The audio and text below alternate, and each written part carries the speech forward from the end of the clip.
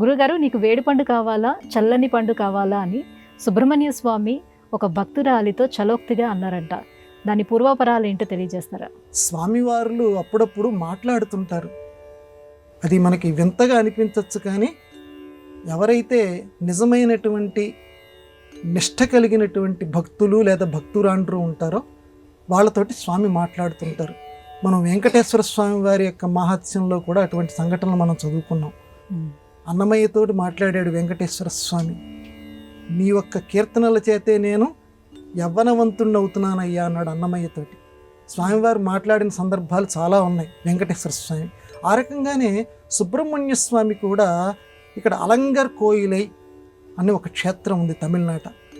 అక్కడ అవ్వయ్యార్ అనేటువంటి ఒక భక్తురాలితోటి సుబ్రహ్మణ్య స్వామి పరాచికాలు ఆడాడట. అక్కడికి వెళ్ళినటువంటి వాళ్ళందరూ కూడా ఆ సంఘటనని తలుచుకొని, స్వామి ఆవిడతోటి ఏ రకంగా మాట్లాడావో మాతో కూడా ఆ రకంగా మాట్లాడవయ్యా అని చెప్పి అలంగర్ కోయిల్లో అందరు స్వామివారిని ప్రార్థిస్తూ ఉంటారు సుబ్రహ్మణ్య స్వామిని. ఏమిటయ్యా సుబ్రహ్మణ్య స్వామి ఆవిడతో మాట్లాడినటువంటి పరాచికాలంటే, నీకు వేడి పండు కావాలా, చుట్టబడిన వేడి పండు కావాలా, చల్లని పండు కావాలా అని అడిగేట. ఆవిడ పాపం భక్తురాలు, ఏమిటి స్వామి ఇలా అడుగుతున్నాడు, నీకు వేడి పండు కావాలా చల్లని పండు కావాలా అంటున్నాడంటే అర్థం కాలేదండి అంది. అని చెప్పి కింద ఉన్నటువంటి ఆ పండుని తీసి స్వామివారికి ఇవ్వబోతూ మొట్టమొదటిది ఇలా ఊదిందట.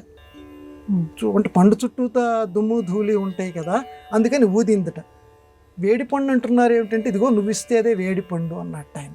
వేడి పండు, అవును మరి ఊదేవు కదా అన్నట్టు. ఎందుకంటే ఏదైనా ఒక వేడిగా ఉన్నదాన్ని కొంచెం చల్లబరచడానికి ఏం చేస్తుంటామంటే దాన్ని కొంచెం ఊదుతుంటాం కదా, ఆ రకంగానే ఇప్పుడు పండుని నువ్వు ఊదేవు కదా, అందుకనే అది వేడి పండే అన్నారట. ఇట్లా ఆ మహానుభావుడు సుబ్రహ్మణ్య స్వామి తనకి నచ్చినటువంటి వారిని, తనకి విశేషమైనటువంటి సేవలు చేసేటువంటి వారితోటి ఆ మహానుభావుడు పరాచికాలు కూడా ఆడుతూ ఉంటాడట.